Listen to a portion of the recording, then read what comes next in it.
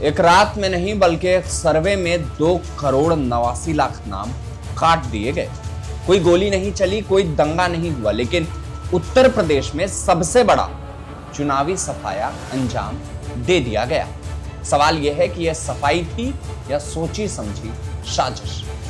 नमस्कार, आप देख रहे हैं सत्य भारत टाइम्स और मैं हूं आपके साथ विरूपाक्ष कौंडिल। 6 जनवरी को चुनाव आयोग ने उत्तर प्रदेश की मतदाता सूची का मसौदा जारी किया और इसके बाद जो आंकड़े सामने आए वो देश के लोकतंत्र के माथे पर एक बड़ा निशान छोड़ गए। लगभग 15 करोड़ 44 लाख की सूची से 2 करोड़ 89 लाख नाम एक झटके में हटा दिए गए, यानी हर 5 में से एक मतदाता गायब हो गया। लेकिन असली सदमा तब लगा जब समाजवादी पार्टी के अध्यक्ष अखिलेश यादव ने आरोप लगाया कि भाजपा नकली वोट बनाने के मिशन पर है। उन्होंने कहा कि मौर्य, पाल, बघेल, राठौर जातियों के नाम जानबूझकर काटे जा रहे हैं। मुख्यमंत्री खुद अफसरों को वोट बढ़ाने के निर्देश दे रहे हैं। अब आप सोच रहे होंगे कि आखिर इतने नाम क्यों कटे।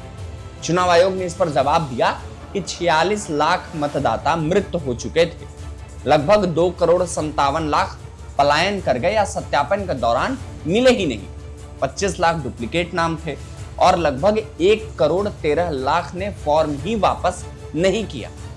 लेकिन इन्हीं जवाबों से असली कहानी शुरू होती है। लखनऊ में 30% नाम काटे गए, गाजियाबाद में करीब 29%, नोएडा, मेरठ, फर्रुखाबाद, हर शहरी क्षेत्र में भारी संख्या में नाम गायब। बहुत से मीडिया रिपोर्ट्स में सामने आया कि जिन इलाकों में यादव, मुस्लिम, शाक्य और जाटव मतदाता ज्यादा थे, वहां की कटौती की दर 3 गुना ज्यादा थी उन इलाकों के मुकाबले जहां सवर्ण बहुसंख्या में। अब आप समझिए कि क्या यह महज संयोग है। अब इसी कहानी में एक और चौंकाने वाला पहलू आता है।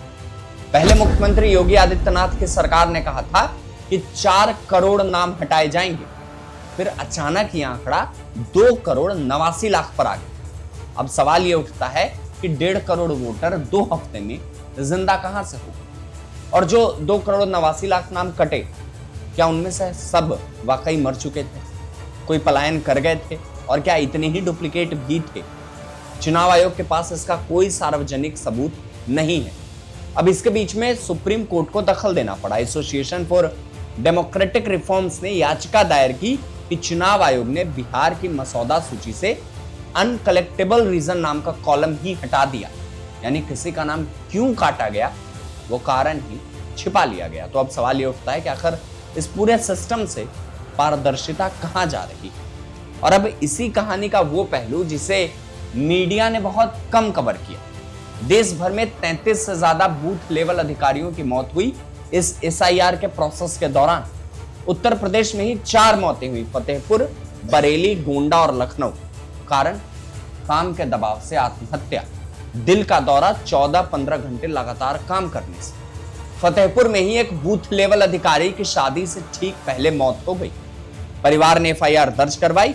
आत्महत्या के लिए उकसाने के आरोप में अधिकारियों के खिलाफ धाराएं लगाई गई। सवाल यह है कि जिस व्यवस्था में काम करने वाले ही मर रहे हैं, तो उस व्यवस्था पर जनता भरोसा कैसे करे? यह सिर्फ उत्तर प्रदेश का मामला नहीं, यह भारतीय लोकतंत्र की नींव पर सवाल है। क्योंकि आज अगर 2 करोड़ 89 लाख नाम बिना पुख्ता सबूत के काटे जा सकते हैं, तो कल आपका नाम भी कट सकता है। और अगर अखिलेश यादव का आरोप सही है कि यह जातिगत और राजनीतिक टारगेटिंग है, तो यह सिर्फ वोट काटना नहीं है, यह चुनावी नक्शे को बदलना है। क्योंकि याद रखिए, उत्तर प्रदेश में ही 80 लोकसभा सीटें हैं। अगर हर सीट पर औसतन 3 से 4 लाख वोट कटे, तो हर निर्वाचन क्षेत्र का समीकरण पलट सकता है। अब यहां से 2 रास्ते हैं। पहला कि 6 जनवरी से 6 फरवरी तक आपत्ति दर्ज कराने की खिड़की खुली, फॉर्म 6 भरकर नाम वापस जुड़वा सकते हैं। लेकिन सवाल यह है कि क्या 2 करोड़ 89 लाख लोगों को यह पता भी है कि उनका नाम कट गया? दूसरा रास्ता कि अगर 6 मार्च तक अंतिम सूची आने से पहले बड़े पैमाने पर जन जागरूकता नहीं हुई, तो यह मसौदा ही असली सूची बन जाएगी और फिर लाखों लोग वोट डालने पहुंचेंगे और उन्हें पता चलेगा कि उनका नाम सूची में है ही नहीं। तो ये सवाल फिर वही है जहां से हमने इस बुलेटिन की शुरुआत की थी कि ये सफाई है या साजिश। चुनाव आयोग कहता है कि यह नियमित प्रक्रिया थी। अखिलेश यादव कहते हैं कि नकली वोट बनाने का मिशन है। सुप्रीम कोर्ट कहता है पारदर्शिता नहीं है। बूथ लेवल अधिकारियों के परिवार कहते हैं यह जानलेवा दबाव। लेकिन सबसे बड़ा सवाल कि 2,89,00,000 मतदाता क्या कह रहे हैं, वो तो अब चुप हैं क्योंकि उनका नाम ही नहीं है लिस्ट में। और अब इसमें फैसला आपको करना है कि आप इस मामले को भूल जाएंगे, आप भी अपना नाम चेक करेंगे, क्योंकि अगली बार या किसी भी अगले लिस्ट में हो सकता है अगला नाम आपका। इन खबरों पर बाकी अपडेट्स के लिए आप बने रहे हमारे साथ और देखते रहे सत्य भारत टाइम्स।